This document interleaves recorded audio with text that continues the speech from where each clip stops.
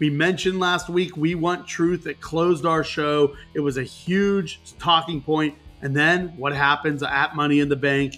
Here comes our truth. He's back. He's setting the tone. And then on Monday Night Raw, he goes all in, but with a different flair, Gene. It's not really our truth at this point. It's old school Ron Killings, different type of character, different vibe. He's a legend no matter what, but I loved it. It was great for the fans. It was great for everybody in the ring. And more importantly, it's not just that we brought a guy back and he's going to do the same shtick. It's like we brought a guy back and WWE said, be you, change your vibes, and let's see where you can build this character. I thought this last Monday Night Raw, Gene, was probably the best Raw probably since after WrestleMania. And outside of that, maybe the best Raw of the year in the Netflix era. It was a home run and a lot to do with R-Truth becoming Ron Killings. That was great.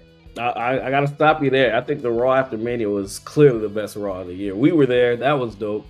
But I'll say this. R-Truth, Ron Killings, that transition was needed, right? Like, you couldn't bring him back as the same goofy R-Truth, fun-loving R-Truth. Now you've got kind of the killer, no pun intended.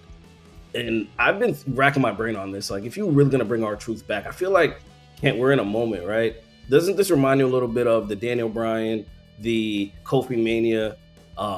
We've seen moments like this where the fans get the "We Want Cody" from Becky Lynch as well, after her nose was broken, and it was the whole, when she comes back, she is going to be a champ.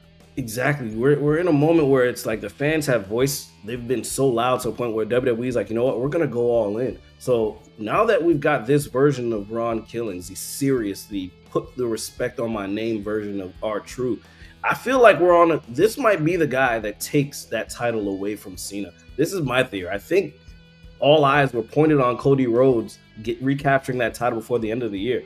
But what do you think about the possibility of R-Truth, Ron Killings being the man to take that title back for the people and saving John Cena from destroying pro wrestling? See, I would be more inclined to think that it would happen if we didn't know about the whole Cena's retiring at the end of the year thing, because then you can have a one-off that he upsets him like the same way back in the day, like the 1, 2, 3 Kid upset Razor Ramon, or whenever you would get like, Triple H getting upset by a new up-and-comer, things like that. But because John Cena's run has a finite, definite end date, I'd have to think whoever takes the title from him is like an A-lister of all A-listers, whether it's a Punk, whether it's Cody Rhodes, Seth Rollins, one of those type of guys. As much as R-Truth would be fun, I think it would be more likely if we had no idea that John Cena was going to be done on December 31st of this year. It would be great. The crowd would get behind it, but I just don't see it happening. My eyebrows raised as soon as you said it, because I don't think I can go that far. And even though the storyline will change now and he probably gets one more crack at John Cena, whether it's at a premium live event or whether it's on a Monday Night Raw or a SmackDown, I can't imagine he gets close to winning that title, just because if Cena's going to lose it, it's going to be to whoever's going to be that champion at the end of the year. But with all that said, it's been a great run, a great last month, and the fact that it looked like he was all but done, and now he's re-energized his career, it's fun. He'll get one more shot at it, but I can't predict him to be the guy. I think it's going to be with a true heavy hitter, somebody that everyone knows who they are, where at the end of the day, Ron Killings is still more of a wrestling fan's wrestler. Like the same way you watch like stand-up comedy and you hear like, there's a stand-up, he's a comedian's comedian. He's not like an A-lister. That's the same way with R-Truth, with Ron Killings. Everyone in the locker room would love him, but I don't think as a sell, you can sell him being, he's the guy that knocked off heel Cena. When you have Cody, you have Punk, you have Rollins. Is it Cody a wrestler's wrestler?